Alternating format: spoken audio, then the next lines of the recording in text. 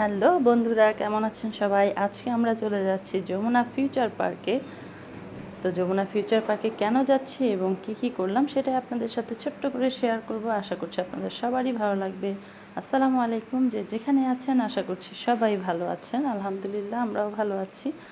আমি কি এরকম বোকাশোকা একজন নারী, নাকি আমার মতো এরকম আরও অনেক মানুষ আছে যারা কিছুই জানে না? যেমন কবে গিয়েছে ডটার্স ডে, কবে গেল সানস ডে, আমি কিছুই জানি না। আমার মেয়ে আর ছেলে ওরা এগুলি কোত্থেকে বের করে, কোত্থেকে জানি না, নিশ্চয়ই এটা গুগলের কাজ। সেখান থেকে বের করে দেখেছে 28শে সেপ্টেম্বর মানে পুত্র দিবস আর 30শে সেপ্টেম্বর কন্যা দিবস। এখন এই দিবস উপলক্ষে ওদেরকে গিফট করতে হবে। আসলে আমরা শুধু বার্থডেটাই জানতাম যে এই দিন বার্থডে হয়, কিন্তু এই দিন, এই day, sons day, mother's day, father's day, কত ডে যে ওরা বের করে, শুধু হচ্ছে সেলিব্রেশন করো, গিফট দাও, এগুলি হচ্ছে ওদের আসলে মানে এক্সপেকটেশন। আজকে এটা বাবা গিফট দাও, আজকে ওইটা বাবা ঘুরতে নিয়ে যাও, মানে ওদের চাহিদার কোনো শেষ নেই। তো এত করে বলছে, আর বাবা বলছে আমার একমাত্র রাজকন্যা, একমাত্র রাজপুত্র আমার কাছে একটা আবদার করছে, এখন না গেলে হয়, তো নিয়ে যাই। খুবই সিম্পল জিনিস। রাইসা বললো একটা প্যান্ট কিনবে, সাফান বললো একটা স্লিপিং মাস্ক কিনবে, ওকে।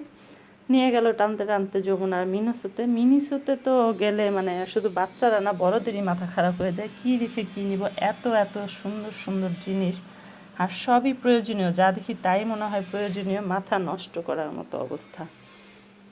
বাচ্চারা তো পাগল হয়ে যায়, সাথে আমিও পাগল হয়ে গেছি, কী রেখে কী নিব, কোনটা নিব, কোনটা ধরবো, মানে একটা মাথা খারাপের মতো অবস্থা। যাই হোক, এখান থেকে নিয়ে নিলাম ওদের জন্য স্লিপিং মাস্ক। খুবই খুশি দুইজন, একজন নিতে চাইলেও দুইজন পেয়ে গেল। তারপরে তো দুইজন মহা খুশি। মেয়ে বলছে সাফওয়ানকে যে সাফওয়ান তুমি কিনেছো, তোমার জন্য আমার একটা কেনা হয়ে গেল।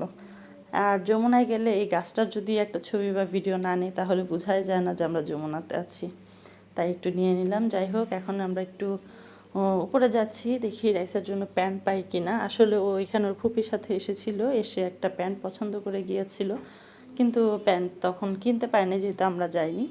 তো এখন আমাকে আর ওর বাবাকে নিয়ে আসছে, সেই প্যান্ট কিনবে, বাট খুঁজতে খুঁজতে দোকানের নাম আর মনে নেই। আর যমুনা এমন বিশাল এক জায়গা যেখানে গেলে আসলে মাথা নষ্ট হয়ে যায়। যে দোকানে একবার ভুলে যাই যে কোথায়, দোকানের নাম মনে না থাকলে একটা জিনিস দেখে বের হলাম, এরপর আর খুঁজে পাই না, খুঁজতে খুঁজতে পা ব্যথা হয়ে যায়, বাট আর সেই দোকান খুঁজে পাওয়া যায় না। তো ও কোন দোকানে দেখে গেছে সেটা তো আর ও বলতে পারতেছে না। অনেক খুঁজলাম, খুঁজতে খুঁজতে এখন ভাবলাম যে ওদের একটু বিনোদনের দরকার আছে। আর যমুনা ফিউচার পার্কে খুবই ভালো একটা উদ্যোগ নিয়েছে ইয়ালো কিডসে মানুষ কেনাকাটা করুক আর না করুক, এখানে যাই বাচ্চাদের খেলাধুলা করানোর জন্য। তো সাফওয়ান তো এখানে মানে প্রায়ই আসে, রাইসা আসে, তো ওরা এসেই বলছে যে চলো আগে ইয়ালো কিডসে যাই, আমরা একটু খেলাধুলা করব, একটু খেলাধুলা করলে আমাদের এনার্জি হবে। তো যেই কথা সেই কাজ, চলে গেলাম ওদেরকে নিয়ে ইয়ালো কিডসে। ওখানে যেয়ে ওরা একটু কিছুক্ষণ খেললো, খেলাধুলা শেষ করে তারপর আমরা আবার যাব। তো যাওয়ার আগে ভাবলাম যে বসে একটু পপকর্ন খেয়ে নিই, খুব টায়ার্ড লাগছে। আসলে আমারও কথা বলতে খুব টায়ার্ড লাগছে, কারণ আমার গত 3 দিন খুব জ্বর গিয়েছে, একটু ঠান্ডা ঠান্ডা, তাই নিঃশ্বাস নিতেও কষ্ট হচ্ছে, এমন লাগছে কথা বলতে। তো যাই হোক, সবাই মিলে একটু পপকর্ন খেয়ে আবার হাঁটা শুরু করলাম, দেখি ওর প্যান্ট পাই কি না। তো খুঁজতে খুঁজতে আমরা অবশেষে একটা প্যান্ট পেয়েছি, কিন্তু যে দোকানে গিয়েছিল সেই দোকানে আসলে বাচ্চাদের সাইজের নেই, খুবই ছোট, মানে ও খুবই ছোট, এখানে সব বড়দের সাইজের প্যান্ট। তো সেখান থেকে নিতে পারিনি, অন্য একটা দোকান থেকে নিয়েছি, সেটার ভিডিও করা হয়নি, পড়লে পরবর্তীতে দেখতে পারবেন। তারপর আর কি, যমুনায় গেলে ফুড কোর্টে না গেলে তো আর হয় না, সবাই খুবই ক্ষুধার্ত, যে পরিমাণ হাঁটা হয় এখানে না খেয়ে আর বের হওয়ার মতো উপায় নেই। তো যাওয়ার পর এক একজন এক একটা দেখাচ্ছে কে কী খাবে। সাফান তো পারলে পুরো মেনু কার্ড ধরেই অর্ডার করে দেয়, দেখেন কিভাবে দেখাচ্ছে, এটা খাবো, এটা খাবো, এটা নিব, সব কিছু অর্ডার করে দিচ্ছে।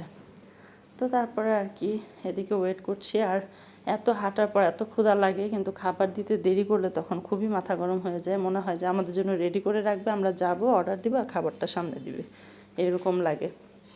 তো আমরা যখন খেতে গেছি অনেক কম মানুষই ছিল, আস্তে আস্তে অনেক ভিড় বেড়ে গেছে।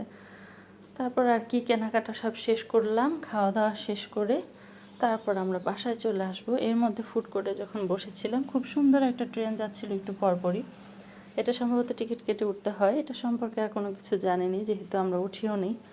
কিন্তু দেখতে ভীষণ ভালো লেগেছে। বড়রাও উঠেছে, ছোটরাও উঠেছে। এদিকে আমরা নিয়েছি, সাফর নিয়েছে ছোলা বাটুরে আর কি, রাইসা নিল বার্গার, আমরা নিলাম বেকড ওভেন পাস্তা। আর সাফন কি নিয়েছিলে? ছোলা ছোলে বাটুরে। সাফন নিয়েছে ছোলে বাটুরে। ও খুব সুন্দর করে বলে। তো আমরা খাওয়া দাওয়া করলাম, খাওয়া দাওয়া করে আস্তে ধীরে বাসায় চলে যাব। তো আমাদের ভিডিওটা কেমন লাগলো অবশ্যই জানাবেন। সবাই ভালো থাকবেন, সুস্থ থাকবেন, আমাদের জন্য দোয়া করবেন। ও আবার বিবিবিতেও গিয়েছিলাম, আমার জন্য একটা ফেস ওয়াশ আর একটা সানস্ক্রিন নিয়ে আসলাম। এখন কিন্তু বিবিবিতে অফার চলছে, একটি কিনলে আরেকটি ফ্রি। তো আপনারা গেলে অনেক ভালো একটা সুবিধা পাবেন। সবাই যেয়ে ঘুরে আসতে পারেন। সবাই ভালো থাকবেন, সুস্থ থাকবেন। আল্লাহ হাফেজ।